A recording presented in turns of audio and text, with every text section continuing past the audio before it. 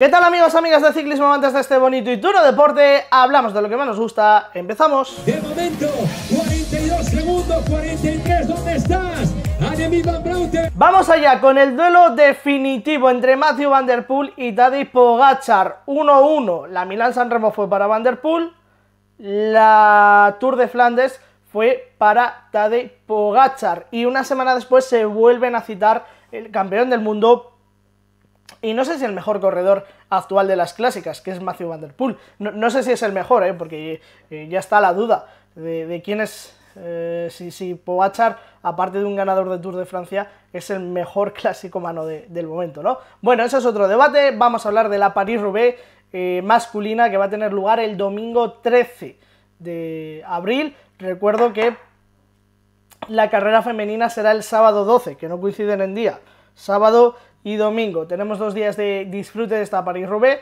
Ahora hablamos de corredores, ahora hablamos de ese duelo entre Mathieu van der Poel y la gran novedad, que es la presencia de un corredor como Pogačar en esta carrera. Pero vamos a ver primeramente el recorrido, un recorrido que nos conocemos muy bien, que lo tenemos estudiado, yo creo que todos al dedillo, y que es este: 260 kilómetros prácticamente, de los cuales 55 corresponden a los 30 tramos de adoquín, a los 30 tramos de pavé. El primero se llegará en ese kilómetro 96, es decir, cuando todavía nos falten 160 kilómetros para la línea de meta, y el primero realmente, o que se suele marcar como importante, llegará en el kilómetro 164, cuando nos falten un poquito menos de 100 kilómetros para la línea de meta, con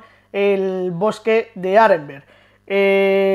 Nosotros estuvimos allí en verano, camino del Tour de Francia femenino. Pudisteis ver que la previa la grabamos desde allí y es una auténtica pasada. Es impensable cómo pueden rodar por ahí los corredores a 50 km por hora, y precisamente en ese sentido va esa medida de seguridad que se instaló el año pasado en ese bosque de Arenberg, con esa chicane previa, y que este año se ha cambiado el recorrido.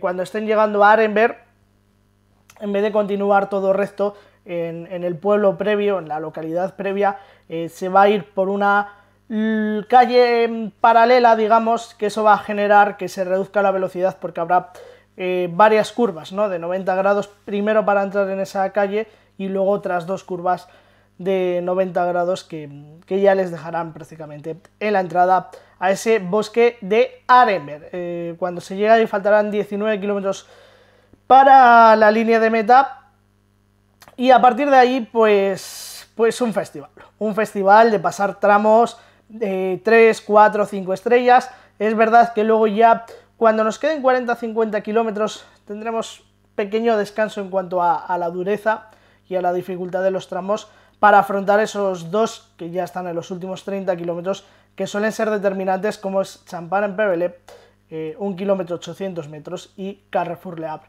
2 kilómetros 100 metros y 5 estrellas. Y luego ya llegará Roubaix, a una parte de la carrera donde, bueno, pues visitamos el velódromo, y es de las más especiales, ¿no?, del ciclismo en general, y de la historia del ciclismo, ¿no? Bueno, creo que es una carrera a la que se nos viene por delante espectacular. El recorrido ya lo conocemos, y por supuesto la participación es de una alta alcurnia, sobre todo esa pelea entre Tadej Pogačar y Mathieu van der Poel, y creo que precisamente esa pelea nos lleva a que vamos a vivir una carrera muy difícil de decidir, muy difícil de saber qué es lo que va a pasar. Van der Poel ganó el duelo en Milán-San Remo, una carrera que le favorecía más al neerlandés. Luego llegamos a una cita como fue Flandes, donde Pogačar salía un poquito más beneficiado y se llevó él el duelo, torturando a sus rivales hasta el final, sabiendo que la única forma que tenía de dejar a Van der Poel y de superar a su archienemigo, podemos decir, era atacarle una y otra vez y otra vez y otra vez, y así hizo en los tramos de adoquines. Y ahora vamos a terreno de nuevo Van der Poel. En teoría, la lógica del ciclismo nos dice que ese duelo es favorable a Van der Poel, que Van der Poel es el principal favorito y que Tadej Pogačar sí, vendrá con todo el aura de campeón del mundo, pero que no deja de ser, digamos, entre muchas comillas, un campeón del Tour de Francia que aterriza en, no sé si la carrera más difícil, pero sí una de las carreras más difíciles de ganar del calendario ciclista. De hecho, a nosotros nos gusta mucho decir que París-Roubaix es una carrera que te elige a ti, si quiere que ganes, si quiere que la ganes. No es una carrera que tú dices voy a ganar, no. Es una carrera que tú dices voy a ganar y ella te dice si quiere que te lleves el adoquín para casa o no. Así que, bueno, pues en lógica normal, ya digo, Van der Poel sería favorito. Pero Pogačar está aquí para romper todas las lógicas del ciclismo, para hacer todo impredecible y en una situación normal, un corredor que debuta en una carrera, y creo que no tenemos que salirnos de esa lógica normal, valga la redundancia, Pogačar hacer un top 10 sería espectacular. Es una carrera en la que él no ha corrido nunca, ¿no? Sí que tiene experiencia previa a los adoquines, sí que lo hemos visto en el Tour de Francia, en esa parte adoquinada o en esas jornadas que ha habido adoquinadas, pero también es cierto que no es lo mismo llegar aquí en un Tour de Francia que llegar aquí en la París-Roubaix. Bueno, creo que ese duelo es muy indeciso, que ya digo, en una situación normal, Pogačar, estar en el top 10 sería brutal y Van der Poel sería el máximo favorito, pero es que van a vivir un duelo entre los dos. Van der Poel va a venir con hambre, con muchas ganas de resarcirse de esa pelea, digamos, que ganó el otro día Pogačar, y Pogačar viene con todo. Es que un corredor como él está para desafiar todas las lógicas del ciclismo. Así que, bueno, nosotros a deleitarnos, a disfrutar con esta pelea, y creo que además esa pelea, y lo hilo un poco con lo que decía anteriormente por cerrar el tema recorrido en sí, creo que esa pelea nos puede hacer que puede saltar todo por los aires. Si digo la verdad, otras veces sí que podemos decir, bueno, pues vamos a esperar a los últimos tramos donde se puede romper la carrera, vamos a esperar quizás los primeros que pueda pasar algún problema, y si no, pues según vaya haciéndose la carrera se irá eligiendo, ¿no?, el grupo que se va a decidir la victoria. Bueno, creo que como un corredor como Van der Poel y con otro como Pogačar puede pasar cualquier cosa, la carrera se puede romper en cualquier momento, y creo que nadie tenemos esa capacidad de predicción. Y luego yo les voy a situar un peldaño por debajo de estos dos, pero creo que muy cerquita. Luego tenemos otros dos nombres, como es el de Wout van Aert y como es el de Filippo Ganna. Filippo Ganna ha demostrado, ya lo hizo en Milán-San Remo, un buen inicio de clásicas, un buen estado de forma, y creo que en una carrera de este estilo va a tener opciones de estar muy adelante. Creo que es una carrera buena para él y va a estar peleando, si no es por la victoria, es por el podio. Veremos cómo se ponen los dos genios. Y el otro es Wout van Aert. No había empezado la temporada con el mejor estado de forma, no había empezado la temporada quizás dejándonos las mejores sensaciones, pero creo que el otro día Tour de Flandes le hizo muy bien a Wout van Aert. Creo que hizo que recuperásemos quizás la confianza en él, creo que él también en él mismo, y creo que a partir de ahí ese puede ser un punto importante y clave de cara a esta París-Roubaix. El propio Wout van Aert ha dicho que se encontró bien, y de hecho lo vimos ya cuando se fue Pogačar trabajar muy mucho. Es verdad que luego se quedó, que luego sí, no estuvo al nivel del resto, pero ya digo, también es cierto que lo vimos trabajar muchísimo.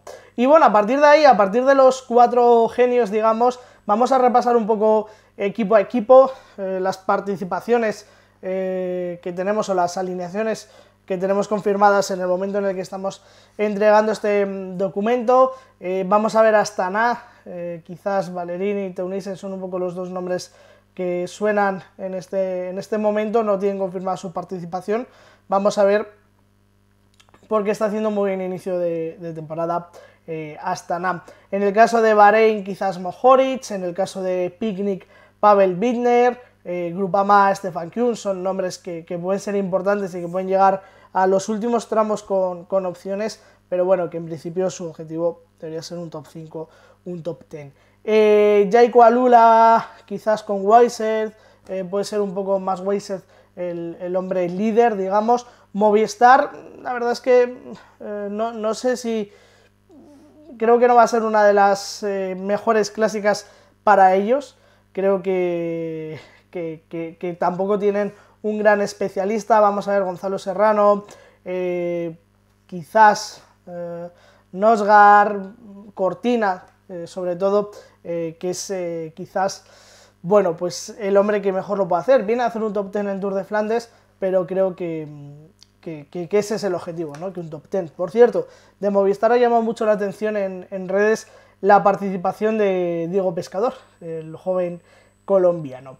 Lidl Trek, vamos a ver quizás Jasper Stuyven, pero sobre todo Mads Pedersen. No lo he metido en el Big Four, digamos, entre los 4 mejores, pero creo que es en ese grupo sí que podemos considerarlo el quinto en discordia. Creo que va a estar también muy bien. En el caso de Intermarché vamos a ver a Vinian Grimey, creo que aquí sí que está un pasito, por eso no lo he metido con los 5 mejores, o los 4 o 5 mejores, creo que sí que está un pasito por detrás. En el caso de Arkea vamos a ver a Arnaud Demar, Cofidis también ha confirmado su alineación. Bueno, creo que tampoco tienen un gran nombre, pero quizás con Alexis Reynard, Aine de Gent pueden hacerlo un poquito bien. En el caso de Soudal Quick Step vamos a ver a Merlier, el campeón de Europa, si puede estar ahí hasta los últimos puntos. Red Bull Bora, esperamos a Ogier Lazcano, que le está costando adaptarse un poco al equipo nuevo, así que vamos a ver el papel de Ogier Lazcano. Y bueno, yo creo que a partir de ahí los principales nombres están dichos, ¿no? 1X Christoph puede hacerlo muy bien también. En el caso de Caldona G2R con Naesen también pueden estar en algún momento de la carrera, y si le sonríe la fortuna puesta adelante. Y yo creo que bueno, que a partir de ahí los principales nombres ya los hemos puesto sobre la mesa. Que nos viene una París-Roubaix espectacular, que Pogačar aterriza en esta carrera con la misión de ganar, con el maillot arcoiris, pero no lo va a tener fácil. Enésimo duelo con Mathieu Van Der Poel, duelo para desempatar entre ambos, pero ojo, porque también está Van Aert, Pedersen y Filippo Ganna. Veremos qué pasa. Hasta luego.